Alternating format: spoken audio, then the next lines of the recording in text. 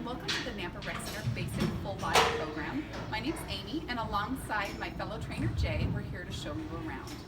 Since we can't do face-to-face appointments at this time, we wanted to give you a basic program to hit all the major muscle groups to give you a fast and effective workout. We're going to highlight quite a few machines with their adjustments and some form tips. We chose Selectorize because they're safe and easy to use. So this program will go alongside a virtual one-on-one consultation that you can schedule with a trainer. So come in or call the room at 208-468-5884 to schedule your consultation. I'm going to turn it over to Jay for more. Hello, once again, I'm Jay, and as Amy mentioned, we're going to be focusing on our Selectorize machines today. So one of the things that we've done here at the Rec Center is to set up our machines in a way that affords you the opportunity to basically work from one end of the room to the other, and you'll be working your muscles in the proper order, starting with your lower body exercises, working into your upper body, and then finishing off with core. Do recognize that depending upon your needs or your desires as far as that, or even the busyness of the room, you can adjust the number and the direction of your exercise routine as needed for you. Also, whenever you're starting a program, specifically as a beginner or maybe getting back into something you haven't done in a while, it's always a good idea to consult your physician. There may be restrictions or limitations that you have individually, and they can make you aware of those. Or as always, we have a trainer here on duty that can answer any questions for you, those regarding adjustments for the machine or even proper usage and technique. Before starting this basic program, make sure that you warm up for at least 5 to 10 minutes to raise their internal body temperature to get your muscles warm and ready for work. The general guidelines for the American College of Sports Medicine recommend 1 to 3 sets of 10 to 12 reps per exercise, 2 to 3 times a week, making sure that you get 48 hours rest in between this workout.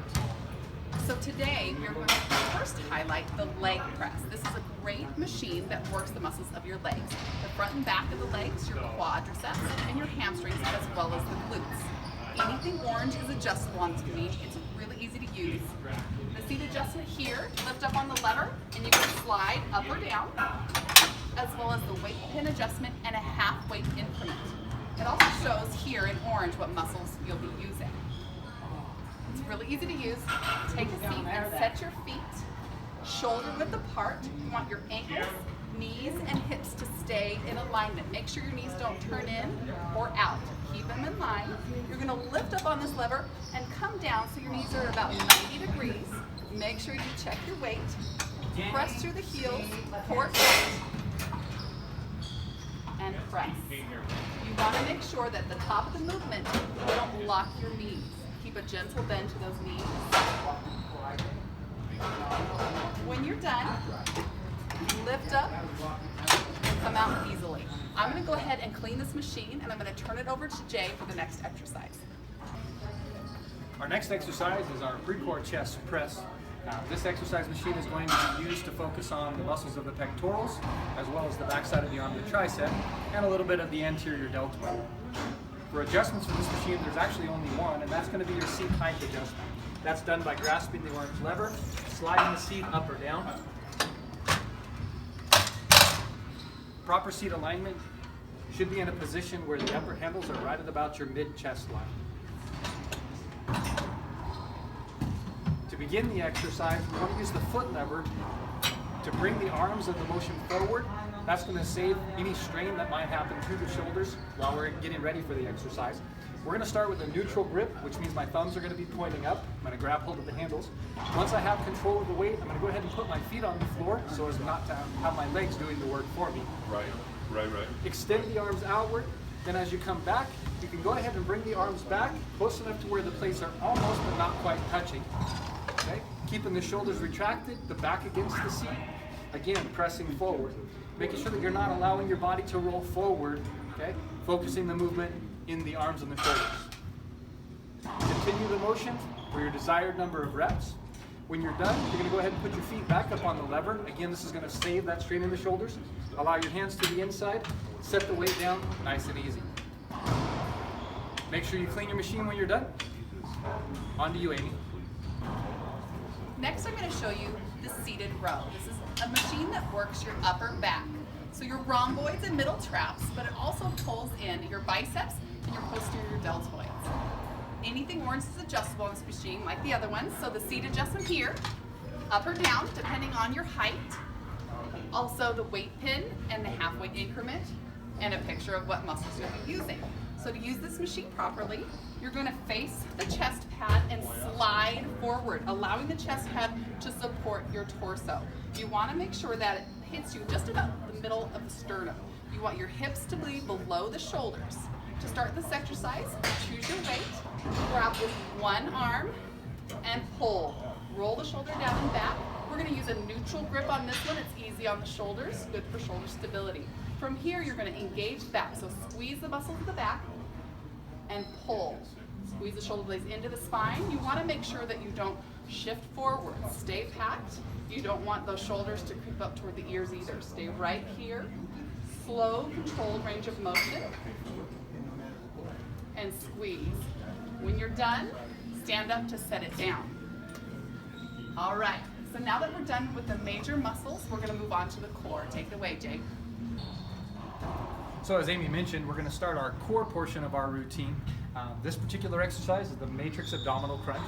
This is going to focus on those abdominal muscles, specifically the rectus abdominis, or what we know to be the six-pack, or in some cases, eight-pack. For this machine, there's only one adjustment. Once again, that's going to be your seat height, done with the orange handle. Pulling the handle up, you can slide the seat up or down. Proper alignment we're looking for once you're seated is to have your upper back supported on the pad. You want to make sure that the pad is not up on your neck or forcing your head forward as you're doing the exercise. Selection of weight here can be a little bit tricky. We want to make sure I select a weight that's going to be challenging without affording me too much upper body engagement. I want to focus that contraction on my abdominal muscles. Once I have my weight selected, I'm going to place my elbows on the pads. I like to grab lightly onto the handles so that I can focus more on that abdominal contraction. Then, breathing out, contract the muscles going forward. It's not a large movement, just enough to feel that contraction. Then relax going backwards, allow the muscles to stretch, and continue to your number of desired repetitions. Once you're done, set the weight down nice and lightly. And remember, as always, we're going to clean the machine. On to you, Amy. So since we worked the front of the body, we want to make sure we work the opposing muscle groups, the back extensor. So this matrix back extension machine will work those muscles, the back extensors, which run along the spine. You want to focus the feeling in the lower back on this one. So again, anything orange is adjustable. You have a foot adjustment here. You want to make sure that you have a slight bend to the knees, but feet flat on the pads. You also have the weight adjustment with sliding increments of 5 pounds that you can add to each plate. You also have range of motion, as well as a back pad that you want to have centered along the broadest part of your back between the shoulder blades. Okay, to get in the machine, place the feet on the pads, scoot your hips back, and to start, make sure you select your weight, core tight, and come upright. Your range of motion will depend on where you're sitting upright. You want to make sure you start at a neutral position because the focus is back extension, not flexion. So make sure you keep tall and then lean back and come just to that upright position again. When you're done with your sets and reps, go ahead, clean your machine, and we'll go on to the next exercise. For our final exercise today, we're going to focus on the stabilization exercise, again, working on those middle core muscles. This, however, is an isometric contraction, which is a little bit different than what you're doing when you're doing crunches or when you're doing back extension. Isometric is holding body in position, still encouraging the strengthening of those muscles. This particular exercise is going to work on the abdominals, the lower back, the glutes, the hamstrings, and even a little bit of the upper body. So we're going to start with a plank. Your basic positioning for the plank is going to be with the forearms down, making sure that the elbow is directly underneath of the shoulders so you have that full support. The knees are going to stay on the floor, and the feet can either be slightly above or just off of the floor. Maintaining plank position means that my head, shoulders, hips, and my knees all stay in one alignment. What I want to watch out for is to make sure that the hips don't slide back, allowing your butt to come up, or to allow the butt to sag. Okay? From this position, once this becomes easy, we can progress to our next elevation, which is going to be placing the hands on the floor, still keeping the knees on the ground. This is going to create a little bit more of a challenge to that upper body, Again, maintaining the position with the hands directly underneath the shoulders. Okay? Progressing from here, you might go back to where your forearms are again on the floor, but instead of having the knees on the ground, placing the toes on the ground is going to force more engagement in the glutes and the hamstrings. Again, maintaining that neutral spine is going to be critical here. And then finally, if you're looking for the most overall challenge, go ahead and elevate up to a full hand plank, your hands directly underneath of the shoulders, full shoulder support there. Again, keeping the head, shoulders, hips, knees, and at this point, the feet and ankles are also in one nice straight line. Challenge on this would be just to continue to add a little bit more time to the exercise as you find that you need more challenge. I'm going to kick it back to Amy to finish up. Thanks, Jay. So at the end of any workout, you want to make sure to stretch. Holding stretches for 20 seconds up to 60 seconds for the best benefit. I'm going to show you a full body stretch routine. Just make sure you hold for at least 20 seconds for each move. The first one is going to stretch the abdominals. You're going to want to take the arms up over the head, turning the palms to the ceiling, and elongating the body. Stretch as tall as you can. From here, you can bend to one side, then the other, stretching the obliques and the lats. Keeping the body as long as possible and holding for at least 20 seconds. Now to get the back, palms forward, press forward with the hands, separating the shoulder blades, stretching out that upper back. And from here, we stretch the chest, taking the hands behind the back, rolling the shoulders down and back, and if it's comfortable, pulling the arms away from the body. If this isn't comfortable on the body, you can place the hands at the lower back and just bring those shoulder blades together behind you. From here, now that we've done the upper body, we want to do the lower body as well. You're going to stretch the calf and hamstring, putting your hands on the supporting leg, heel on the ground, toe in the air, and you're going to sit back, hinging at the hips, feeling the stretch in the calf and hamstring. With any stretch, you want to hold to the point of tension, but no pain. You should be able to breathe through each stretch. Slightly uncomfortable, but no pain. Make sure that you're getting both sides, not blocking out those joints, and holding. The final stretch I'm going to have you do is for the quadriceps and the hip flexors. You can hold onto the wall to help your balance. You're going to grab your ankle behind you so that you can flex the foot, bringing the knees together, and you want to take the pelvis and tilt back. That way you feel a stretch in the hip flexor right here and the quadricep. Make sure to hit both sides. That completes your basic full body program.